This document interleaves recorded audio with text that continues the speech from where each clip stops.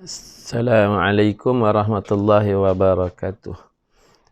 Persoalan pagi ni, pagi Jumaat, mudah-mudahan kita semua diberkati. Amin. InsyaAllah. Bagaimana nak tenang dan bagaimana nak bahagia.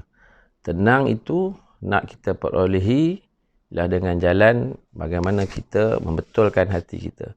Sebab bila mana hati kita yang sudah merasakan, sudah mendapatkan bahawa semua perkara ini daripada Allah dan kita kembalikan kepada Allah, maka dia akan menjadi tenang. Jadi bila kita tenang, setiap yang kita lalui, ujian yang kita lalui itu, kita akan rasa bahagia kerana setiap ujian itu susah atau senang sudah kita rasakan daripada Allah Subhanahu wa taala.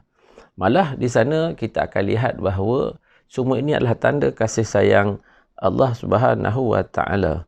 Betapa sukanya kita kerana mendapat kasih sayang Allah Subhanahu wa taala, yang mana ujian ini tidak ada siapa pun yang boleh terlepas.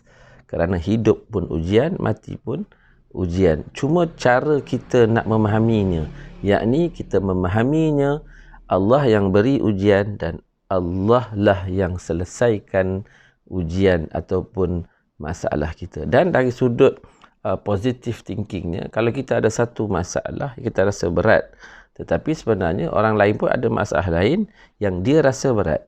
Kita rasa berat kerana kita tidak melihat kepada permasalahan itu sendiri. Contoh, satu masalah yang kita atau baru alami dalam tempoh seminggu, sedangkan Allah dah bagi kita tanpa susah payah mungkin sudah selama 5 tahun. Jadi 5 tahun dalam keadaan kita tidak susah, kita disusahkan dalam tempoh beberapa hari, tentulah kita akan rasa tenang dan kita rasa malu dengan Allah Subhanahu wa taala.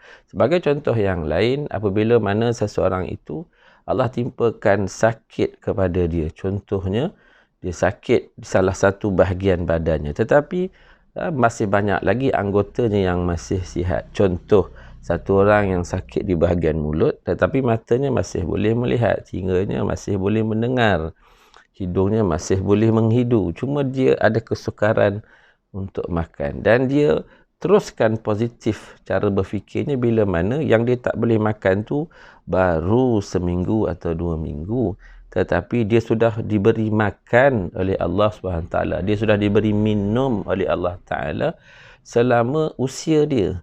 Mungkin usia dia ialah 60 tahun, maknanya dia sudah lebih kurang hampir maknanya dia sudah puluhan tahun mendapat nikmatnya, disusah-susahkan sedikit. Sebab itu sebenarnya ujian ni ialah tanda kasih sayang Allah SWT, kerana mungkin kita sudah lama melupai Allah, atau mungkin sudah lama tidak mentaatinya, atau mungkin kita ni ingat tapi masih lalai. Jadi bila diberi susah payah, maka kita yang sudah terlupa, maka kita akan kembali kepadanya. Ataupun mungkin kita sudah kurang ingat, maka kita menambahkan ingatan kepadanya. Jadi alangkah beruntungnya orang beriman yang menghadapi ujian.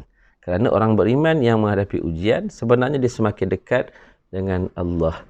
Tapi kalau orang yang tidak beriman ataupun orang yang tidak mengenal Allah Subhanahu wa taala, dia tetap diuji. Jadi alangkah ruginya bila mana ujian yang datang dalam hidup dia yang dia tidak boleh elak pun, dia semakin jauh daripada Allah Taala. Jadi bersyukur kita kepada Allah. Kita ini beriman dan kita menerima ujian dengan bersangka baik kepada Allah Subhanahu wa taala, bahawa ujian yang kita tempuh ini sebenarnya dapat mendekatkan kita lagi kepada Allah Subhanahu wa taala. Sekian sedikit perkongsian, mudah-mudahan ada manfaatnya. Allahu a'lam. Assalamualaikum warahmatullahi wabarakatuh.